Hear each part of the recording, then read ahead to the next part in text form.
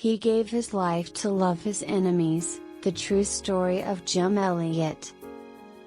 5 men flew deep into the jungle to meet a tribe known for killing outsiders. They never came back alive, but their story didn't end with their deaths. It began there. Jim Elliot was 21 years old when he first felt it. That pull. That whisper. That unshakable knowing that his life wasn't his own. While his classmates at Wheaton College dreamed of careers, comfort, the American dream, Jim dreamed of something else entirely. He sat in his dorm room one night and wrote words in his journal that would one day echo across the world. He is no fool who gives what he cannot keep, to gain what he cannot lose. He meant it. Not as poetry. Not as inspiration for a poster. As the blueprint for his life. He believed that following Jesus meant everything. Holding nothing back. Surrendering it all. Even if it meant losing his life. After college, Jim joined a small group of missionaries called to Ecuador, a nation of rainforests and rivers and tribes still untouched by the outside world. Among them was the Waodani. A fierce, isolated people. Known for their violence. Feared by neighboring tribes. They killed outsiders on sight. Sometimes killed each other.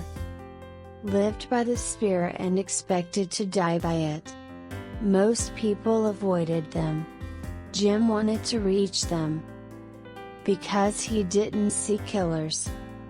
He saw souls. Not enemies, but people God loved. People Jesus died for. The journey into the jungle. Jim married Elisabeth Howard, a woman whose faith burned as bright as his own. Together, they journeyed to Ecuador. Left behind everything familiar. Everything safe. They built friendships with local tribes. Learned languages. Studied the culture of the Waodani from a distance. For months, Jim and 4 fellow missionaries prepared for contact. Nate Saint, a pilot with a heart for the unreached. Ed McCauley, a former law student who traded courtrooms for the mission field. Pete Fleming, a scholar who believed the gospel was worth more than any degree. Roger Udarian, a paratrooper turned missionary, fearless and faithful. They used Nate's small yellow airplane to fly over Waodani territory. Week after week, they circled above the jungle canopy, lowering gifts on a rope, clothing, food, machetes, photographs of themselves smiling. Trying to say without words, "We come in peace. We mean you no harm." And slowly, miraculously, the tribe began responding. They sent gifts back. Carved wooden items. Feathers. Fruit. Hope was rising. It seemed like a bridge was being built between 2 worlds that had never known each other. Finally, on January 3, 1956, they made the decision. It was time.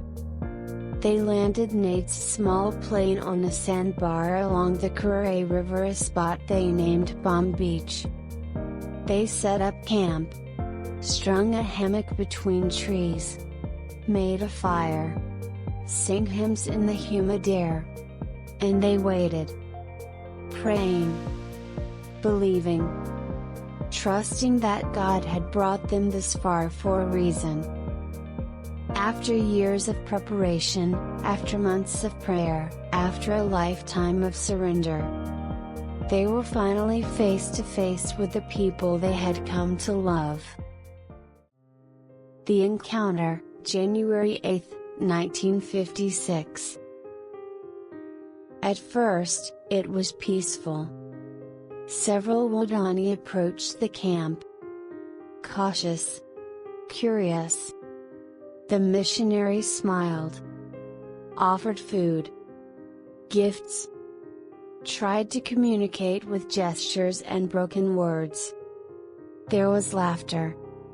Connection. Something that felt like the beginning of hope. But the next day, something shifted. A misunderstanding. A miscommunication. Fear where there should have been trust. No one knows exactly what went wrong. But suddenly, shouting. Then spears. The jungle erupted with violence. Jim and his 4 friends had guns. They could have defended themselves. But they had made a decision long before they ever set foot in that jungle.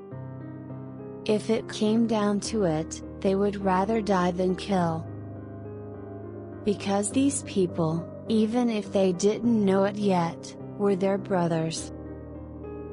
And you don't kill your brothers, even if they're trying to kill you. All 5 men were killed that day. Speared to death beside the river they had prayed over. Beside the sandbar where they had sung hymns just hours before. Their bodies were found later, downstream. Pierced. Broken. Still. They were young, husbands, fathers, sons, men who traded comfort for calling, and their lives for love. News of their deaths spread across the world. Some called them foolish. Reckless. Said they threw their lives away for nothing. Others called them heroes. Martyrs. Said they gave their lives for the greatest cause there is. But Elisabeth Elliot, Jim's young widow, now alone with a 10-month-old daughter, called it something else. Unfinished. The aftermath, the miracle that followed. Months passed. The world mourned. The church prayed. Families grieved. But something was stirring in Elisabeth's heart. A question. A calling. A whisper she couldn't ignore. What if their deaths weren't the end? What if this was just the beginning? So she did the unthinkable. Elisabeth Elliot and Rachel Saint, Nate's sister, returned to the jungle. To the same tribe. The same people who had killed their loved ones. Not with weapons. Not with anger. Not with demands for justice. But with forgiveness. The Waodani welcomed them cautiously at first. These women didn't bring soldiers or revenge. They brought peace. They lived among the tribe. Learned their language. Ate their food. Slept in their homes. And slowly, carefully, they told them about Jesus. Not as an abstract idea. Not as a foreign religion. But as the God who forgives even those who kill. The God who loves even his enemies. The God who died so that the lost could become sons. And something extraordinary happened. Hearts began to open. The very men who had driven the spears into Jim and his friends, the men whose hands were stained with their blood, began to listen, to weep, to believe. One by one, they came to faith in Christ. They were baptized in the same river that had once run red with the blood of the missionaries. The water that had carried death now carried new life. One of them was a man named Minke. He had been there that day, had held a spear, had participated in the killing. But now, he was a follower of Jesus, a leader in the Waodani church. And years later, he would meet Steve Saint, Nate's son, the boy who had lost his father that day. Minke looked at Steve with tears in his eyes and said, "I killed your father. But now, you are my son." And Steve embraced him, called him grandfather, forgave him completely. It was forgiveness made visible. The gospel not just preached, but lived. Proof that nothing, not even murder, is beyond the reach of God's grace. Legacy of a Martyr. Jim Elliot's story did not end in the jungle. His journal was found after his death. Waterlogged, blood-stained, but intact. Filled with prayers and reflections and a faith so raw, so real, that it would ignite a generation. Elisabeth published his writings, wrote their story in Through Gates of Splendor, a book that would reach millions. It became a film, a movement, a catalyst for countless missionaries who read Jim's words and said, "I want to live like that. I want to love like that. I want to give everything like that." Jim had once written, "When it comes time to die, make sure that all you have to do is die." He had lived every word. He had nothing left to settle. No regrets. No unfinished business. When his time came, he was ready. Because he had already surrendered everything. And because of his obedience, because of his sacrifice, an entire tribe was transformed. The Waodani, once known for violence, became known for peace. Children of those first believers now lead churches deep in the jungle. The sound of hymns now rises where the sound of war once echoed. Baptisms happen in the river where blood once flowed. Jim's death was not wasted. It was seed planted in soil that looked barren but was waiting to bloom. And the harvest is still coming in. Jim Elliot's story isn't about loss. It's about love that refused to hate. Faith that refused to fear. Forgiveness that refused to end with death. He believed that no sacrifice is ever wasted when it's given to God.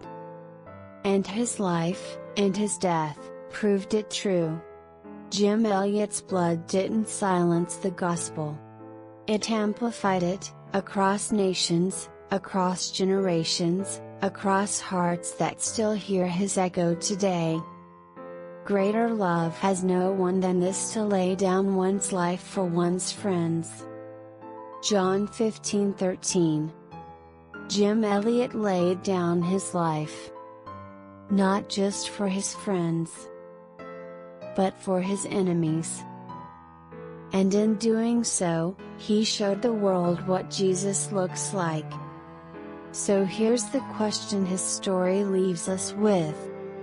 What are we holding on to that God is asking us to surrender? What comfort are we clinging to that He's calling us to release? What are we keeping that we cannot keep when we could gain what we cannot lose? Comment below, I want to love like that. Because real faith doesn't just survive. It gives. It forgives. It lives forever. If this story touched your heart, subscribe to Mustard Seed Stories, where every week, we share true stories of pain, healing, and grace.